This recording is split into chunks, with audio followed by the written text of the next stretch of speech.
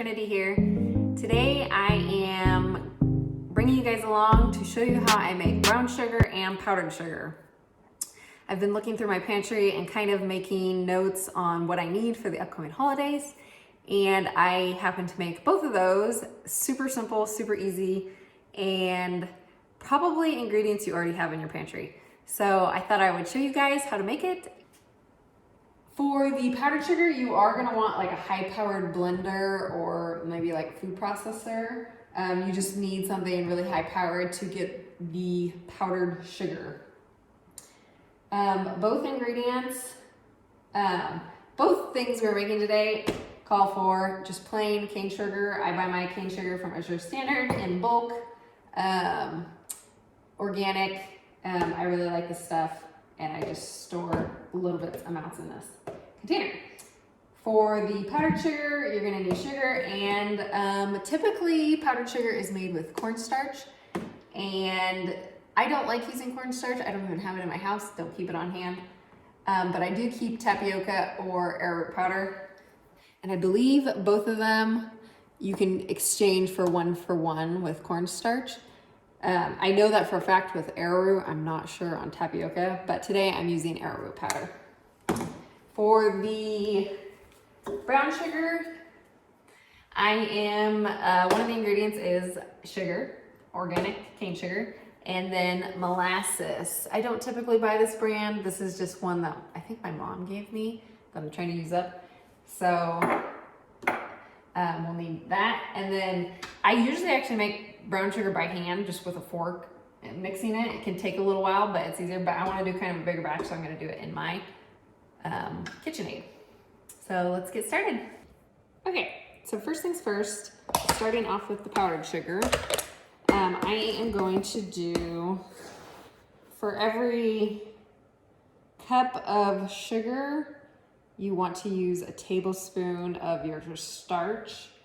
I'm going to be doing 2 cups of cane sugar today.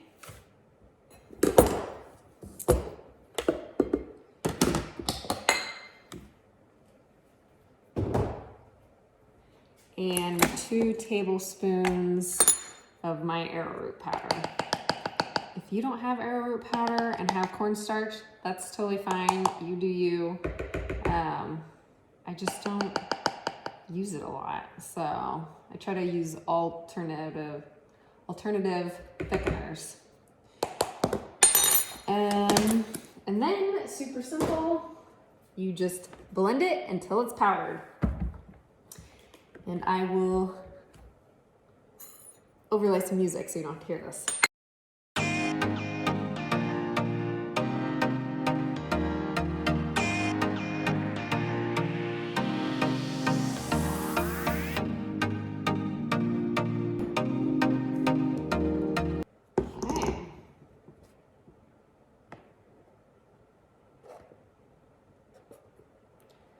So you want it to be a nice powdery consistency.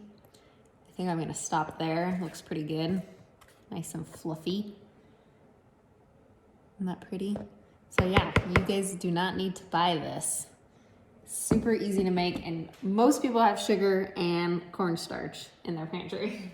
The little canning funnel tool helps with getting it in jars. Sometimes it likes to poof, so just kind of take it slow. You know, guys.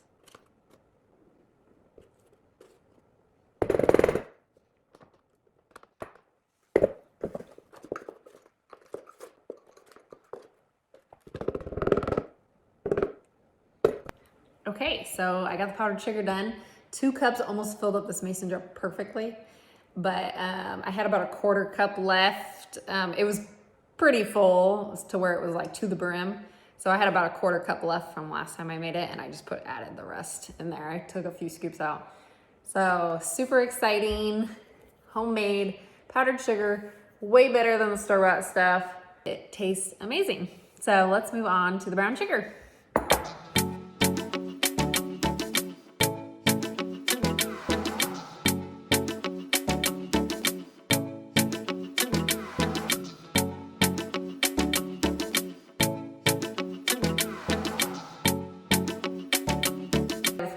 it was kind of sticking to the sides of the KitchenAid bowl, so I moved it to this and moved to my fork because I feel like I can get it better consistency with that.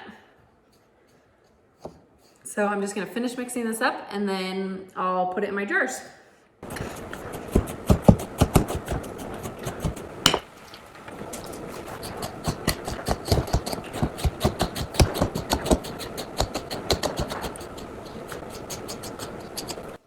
Look how pretty that brown sugar is. I'm gonna put it in this half-gallon size jar. And getting sugar all over my hands. Sticky mess, but way better than store-bought brown sugar. So good.